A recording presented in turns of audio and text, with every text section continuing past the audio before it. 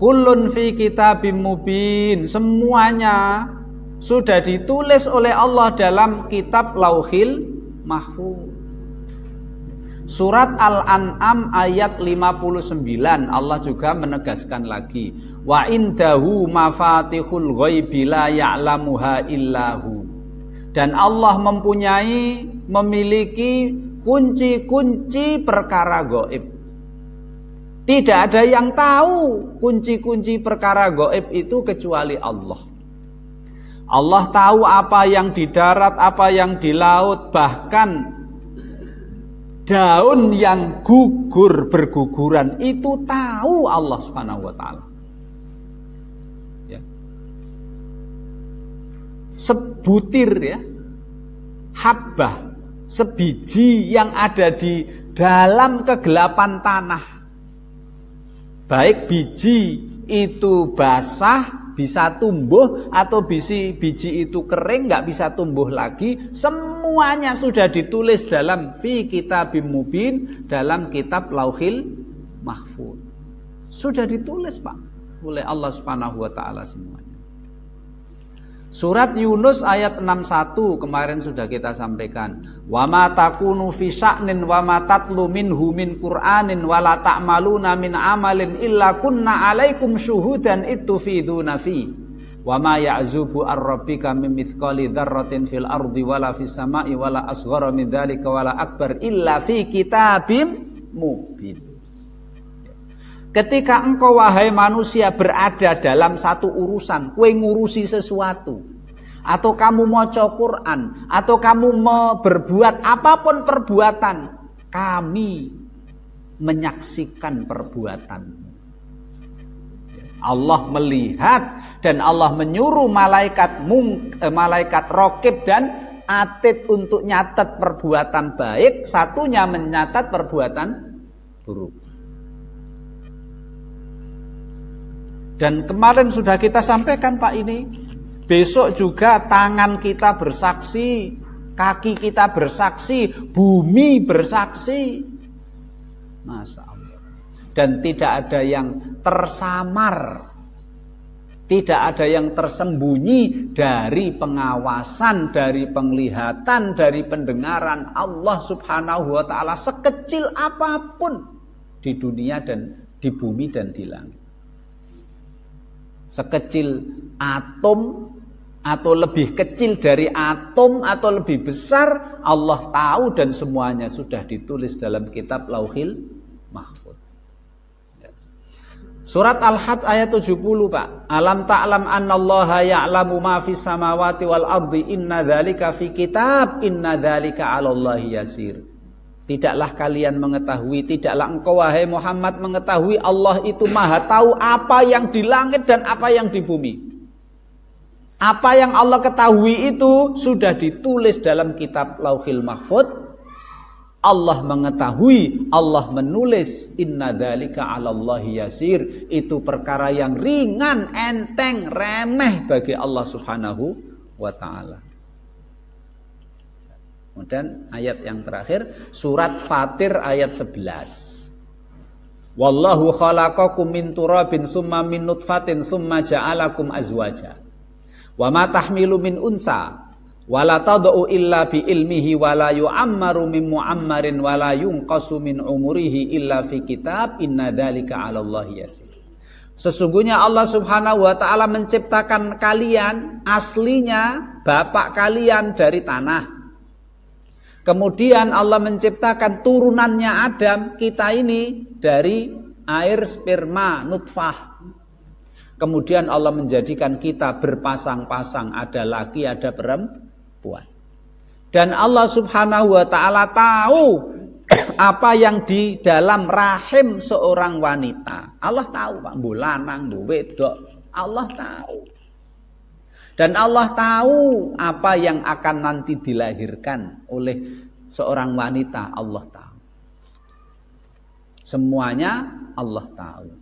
Dan kalau ada orang yang ditambahi umurnya, ada yang dikurangi umurnya, Allah tahu dan semuanya itu telah ditulis dalam kitab Lauhil Mahfuz. Itu semuanya adalah ringan.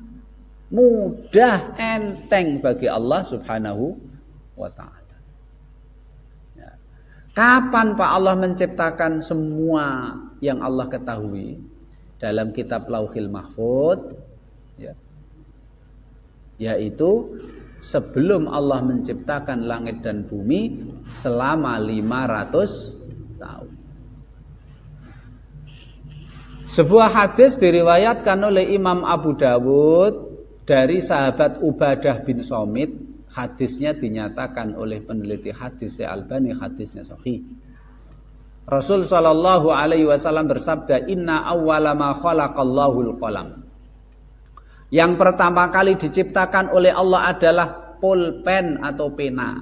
Nah, nanti kita jelaskan Pak ya, mungkin di pertemuan yang akan datang. Lebih duluan mana Allah menciptakan arasnya, atau lebih duluan menciptakan pena? Atau lebih duluan menciptakan air, karena aras Allah itu berada di atas air. Apakah yang pertama kali diciptakan oleh Allah itu arasnya, pena, atau air? Gitu. Di antara yang pertama kali diciptakan oleh Allah adalah pena, dan Allah berfirman kepada pena, "Uktub, nulislah he pena." Qala pena berkata, Pak, "Ya Rabb, wa ma aktub?" Ya Allah, apa yang saya tulis? Maka Allah berfirman, "Uktub maqadira kulli syai'in hatta taqumas saah." Wahai pena, tulislah ya, ketetapan-ketetapan seluruh makhlukku sampai hari kiamat. Semuanya Pak, termasuk lahirnya di mana, meninggalnya di mana, ya bahagia atau celaka, besok masuk neraka atau swarga, cilikane piye, gedenane piye, semuanya. Tidak hanya apa takdirnya manusia Pak, takdir seluruh apa yang di langit dan di bumi. Malaikat itu gitu Pak ya. Itu nanti gimana, bulan, bintang, langit, semuanya yang ada di langit dan bumi, ikan kecil, virus, bakteri, dinosaurus, ono ora Pak dinosaurus, ono Pak ya. Itu sudah ditakdirkan Pak itu oleh Allah Subhanahu wa taala. Adanya di mana, kapan, matine piye, semuanya sudah ditulis oleh Allah Subhanahu wa taala. Kemudian hadis diriwayatkan oleh Imam Muslim dari sahabat Abdullah bin Amr bin As, Rasulullah bersabda, "Kataballahu maqadiral khalaiqi qabla an yakhluqas samawati wal arda bi khamsina alfasanah." Qala wa arshuhu atau wa kana arshuhu 'alal ma. Rasulullah bersabda, Allah menulis takdir seluruh makhluknya 50.000 tahun sebelum Allah menciptakan langit dan bumi. Dan arasnya Allah Pak, singgasananya Allah itu berada di atas air. Berarti di atas langit yang ketujuh itu ada samudra yang maha luas. Di atas samudra air itu singgasananya Allah Subhanahu wa taala. Kenapa sih Pak kok Allah memberitahukan kepada kita seluruh apa yang terjadi di dunia, di alam semesta ini sudah ditulis oleh Allah. Kita juga Pak ya, sebelum lahir Allah tahu ketika di rahim siapa kita, di tulang sulbi bapak kita Allah tahu, dilahirkan di mana, kecil di mana Pak ya, gede di mana, mati di mana. Kenapa itu semuanya sudah ditulis dan dikasih tahu oleh Allah. Semua takdirmu itu sudah ditulis oleh Allah dalam Lauhil Mahfuz. Itu maksudnya apa toh Pak? Tujuannya apa? Yang jelas tujuannya bukan agar kita loyo. Ora semangat lagi lah piye wis ditakdirno aku ya ora usah nyambut gawe wong ditakdirno. Apakah seperti itu Pak? Allah memberitahukan semuanya sudah ditetapkan oleh Allah, diketahui dan ditulis oleh Allah. Tujuannya apa sih kok Allah ngasih tahu kita? Pak ya. Tujuannya adalah difirmankan oleh Allah dalam surat Al-Hadid ayat 22 sampai 23 Pak. Ini nek dihafal luar biasa.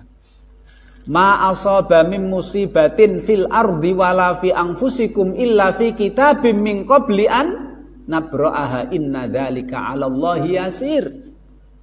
Apapun yang menimpamu, baik nikmat, baik musibah, semuanya itu sudah diketahui oleh Allah dan sudah ditulis oleh Allah dalam Lauhil Mahfuz sebelum itu diciptakan terjadi. Sebelum terjadi itu Allah wis ngerti, Pak, wis ditulis. Loh kok Allah memberitahukan ini kepada kita supaya kita apa toh?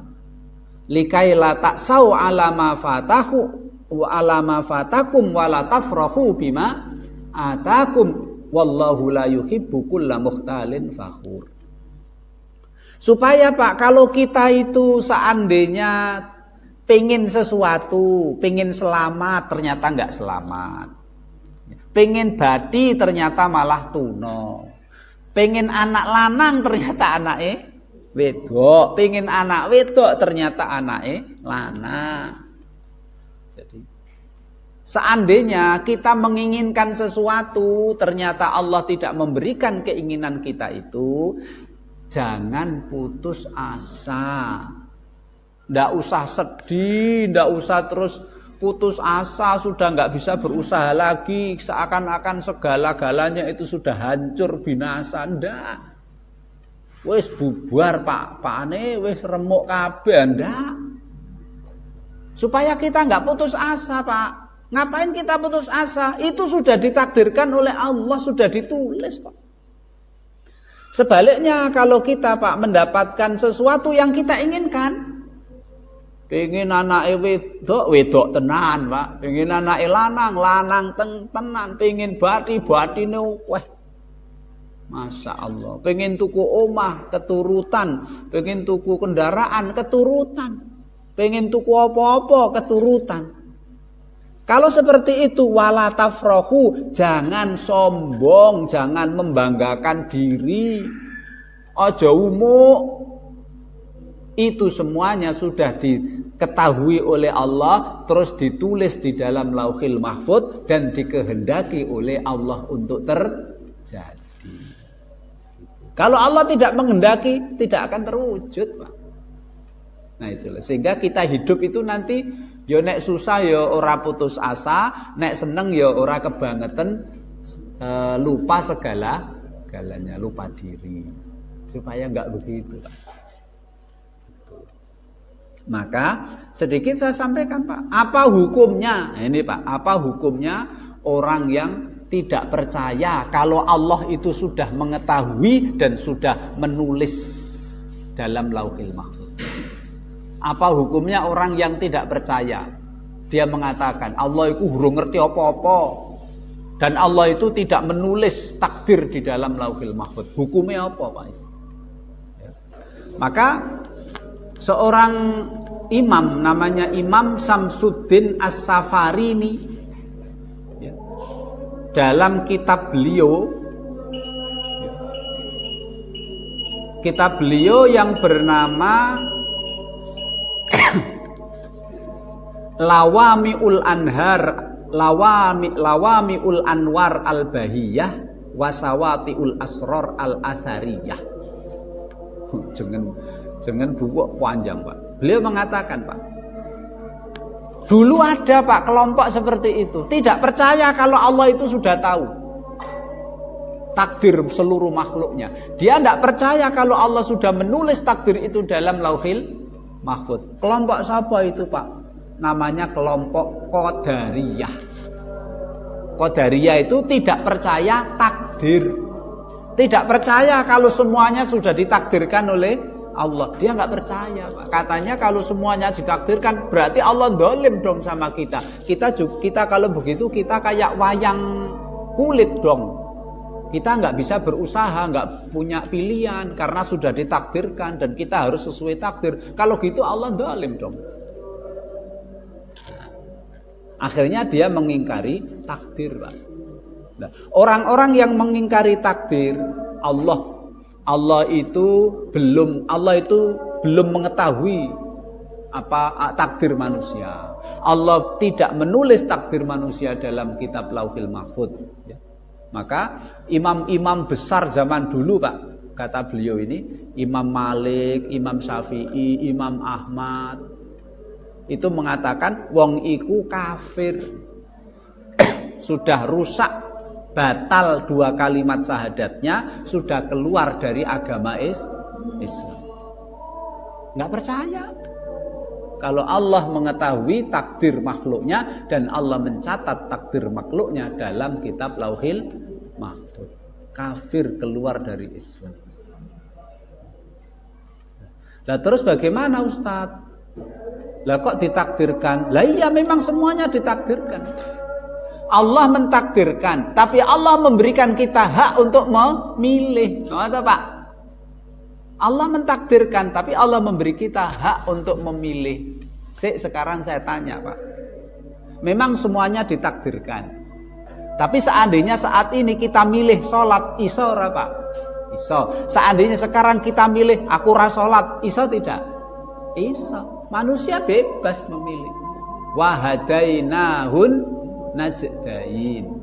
Allah memberikan manusia pilihan, bisa milih. Saiki awake dhewe milih Islam, iso Pak. Saiki saumpama ini kita terus wis aku ra gelem Islam, aku metu ke Islam, iso ora Pak? Bebas kita. Allah menetapkan takdir dan Allah juga memberikan kebebasan, dan Rasul bersabda, "I'malu kullun muyassarun lima khuliqalahu." Berusahalah, bekerjalah, pilihlah yang terbaik, karena semua urusan itu nanti akan sesuai dengan takdir Allah Subhanahu wa ta'ala.